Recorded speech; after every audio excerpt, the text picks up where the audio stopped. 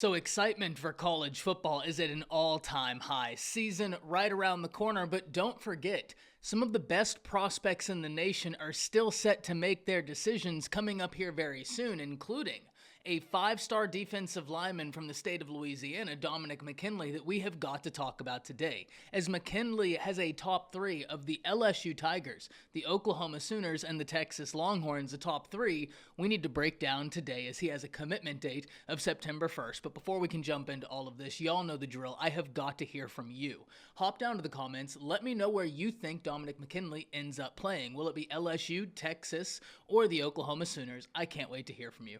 If you're new to the channel, be sure to subscribe, hit that bell notification as I do constant college football content and you don't want to miss any of it. And if you enjoyed the content, be sure to like and comment down below. Those interactions seem small, they are massive to content creators such as myself. But having said all that, let's jump right into this. And Dominick McKinley is one of the best prospects in the nation regardless of position. He comes in as the #1 player in the state of Louisiana, a state we talk about all the time as being loaded with college football prospects. I mean, so many of the top colleges in the nation camp out in the state of Louisiana to try and lift some of those prospects away from the LSU Tigers, which is always so intriguing whenever we talk about some of these top players from the state of Louisiana. Their recruiting battles always fascinate me, and especially one such as a Dominick McKinley, because McKinley, per the 24/7 Sports Composite, comes in as the number 38 player in the nation, the number 7 defensive lineman, and the number 1 player in the state of Louisiana. However, if we look at the 24/7 Sports rankings in and of themselves, they have McKinley rated as the number 31 player in the nation. Once again, the number 7 defensive lineman and the number 1 player in the state of Louisiana. Why that's important is because no matter where you look, this is a quasi 5-star or at the very worst, a top 40 prospect in the nation. That is how gifted he is. And when you turn on the film, it absolutely matches. The first thing that's going to jump off for you is the strength, but the motor this guy plays with. And to me, that's something that I love, because there are certain things you can't teach a prospect. They either have it or they don't. And tenacity, well, tenacity is one of those things. Anytime I see a wide receiver getting active blocking for other wide receivers, for a tight end or for a running back, I love that, because that proves that that guy has a chip, a winning attitude, that you can tell the guy, hey, go block, but it's up to him how he wants to do it. And if you're going to go out there and give your all to blocking, or in the case of Dominick McKinley, you're going to give it your all whenever the play is all the way across the field and you see him streaking, sprinting as fast as he can to try and go chase down that ball carrier, that's a tenacity you either have or you don't have. And if you can find the players that have it, you do everything you can to try and add them into your recruiting class and by extension to your team, because that type of attitude can be infectious. Those people that are willing to go the extra mile in everything they do, that can be infectious, and that's exactly what you want in your locker room. So it makes perfect sense why the top 3 schools are all pushing so hard for Dominick McKinley. But let's break into these top 3.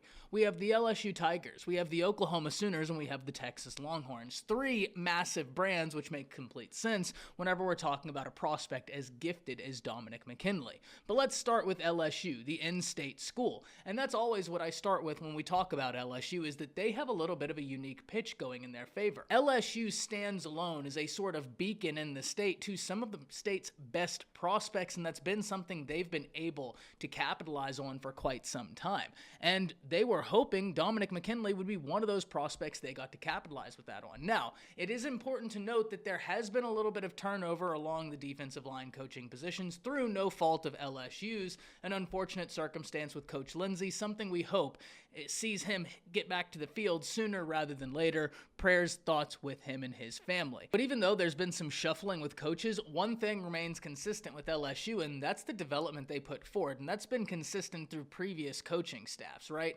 That's something that these prospects, they've grown up watching players commit to LSU, play for LSU, excel there, and then head on to the NFL. It's become something that seems commonplace at this point, and that's something that's absolutely going to grant LSU more legitimacy. So this is something I'm very, very interested in watching, because proximity could be a factor here. Now, one thing we need to understand about proximity is it's not always going to be a factor, but it could be. Luckily for both Oklahoma and Texas, we're not talking about a situation where the kid's from Louisiana and looking at Washington.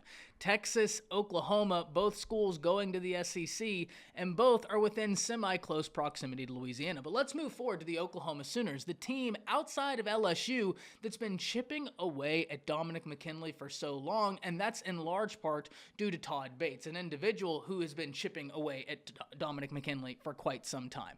We know who Todd Bates is. We know what he did with that Clemson defensive line, where he architected a defensive line for the Clemson Tigers that proved to be the backbone of that defense. It really allowed Brent Venables to call the aggressive defense he wanted and to be able to capitalize on the aggressive defense that he wanted. And it all started in the trenches.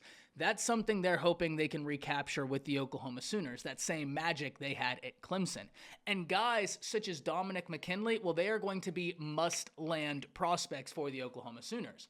Look, one thing we need to acknowledge is that this week, Oklahoma lost out on a 5-star defensive lineman, Williams Nwaneri. Now, I have no doubt that the Oklahoma Sooners staff will continue pushing and chipping away at Williams Nwaneri. Every school that was in his top finalist list, they need to keep chipping away at him. Heck, schools that didn't make the list should continue chipping away at him. He is that gifted of a prospect.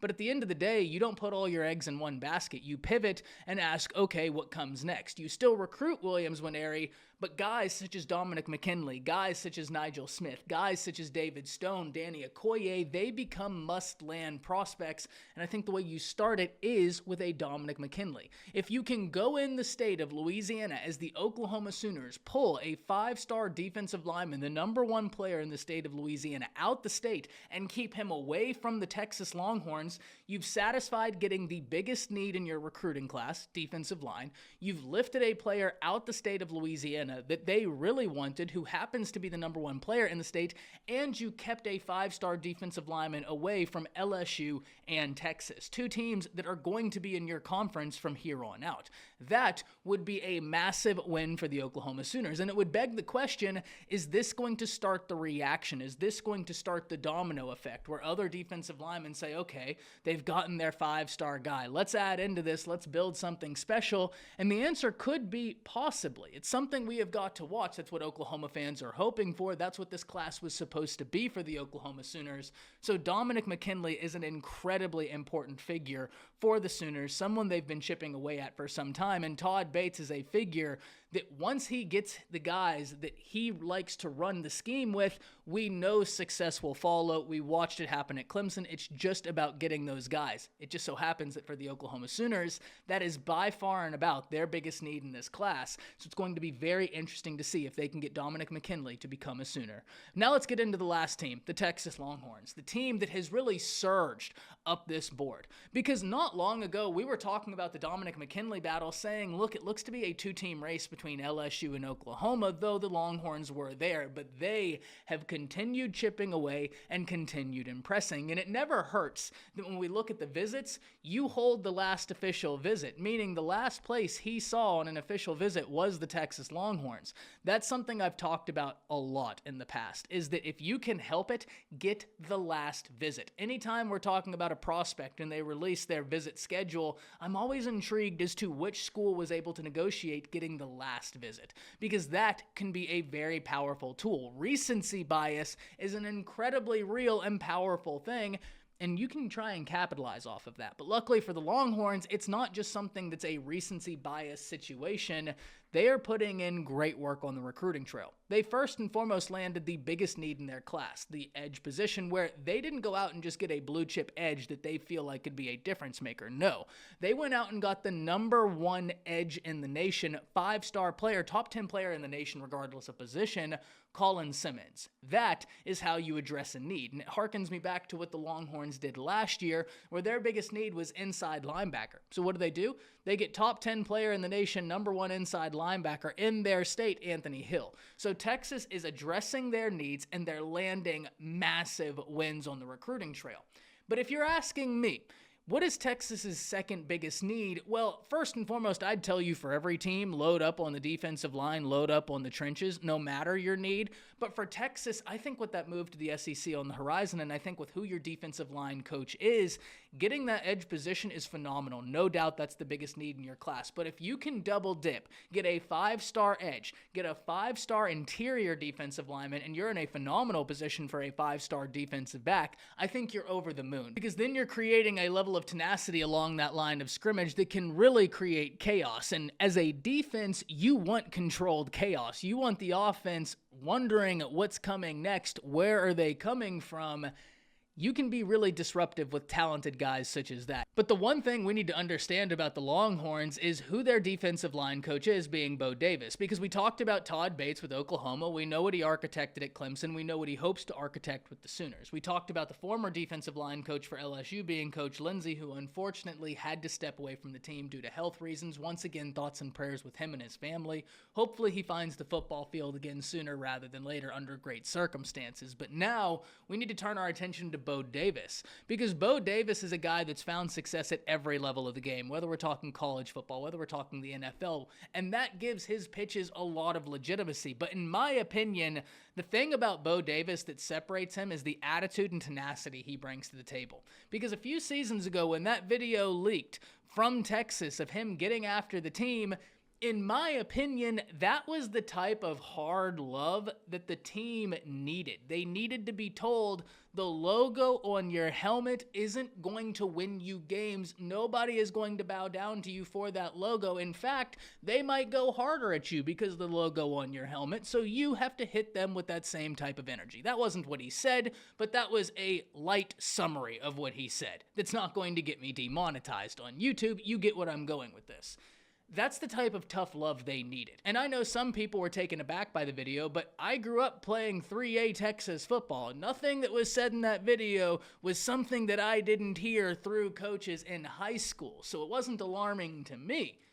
I thought it was very necessary. I thought it was the necessary tough love that the team needed, and I think Bo Davis is a guy that brings that tenacity, brings that edge to his coaching style. And for guys in the trenches, that can be fantastic. Look, at the end of the day, the Texas Longhorns are receiving crystal ball predictions in their favor for Dominick McKinley. This is a must-land prospect, or at least in a group of must-land prospects for the Oklahoma Sooners, including a David Stone, a Dominick McKinley, a Nigel Smith, a Danny Okoye. If we go through that list, David Stone, Miami, that's something we need to watch out. Danny Okoye, Texas and Alabama, both chipping away at the very gifted player. And Oklahoma seems to be in the driver's seat for Nigel Smith by everything we know. But at the end of the day, this would be a massive win for the Oklahoma Sooners. And so too would it be a massive win for the LSU Tigers. Keeping Dominick McKinley, a 5-star prospect, away from two teams that are about to make their entrance into the SEC, that would be awesome.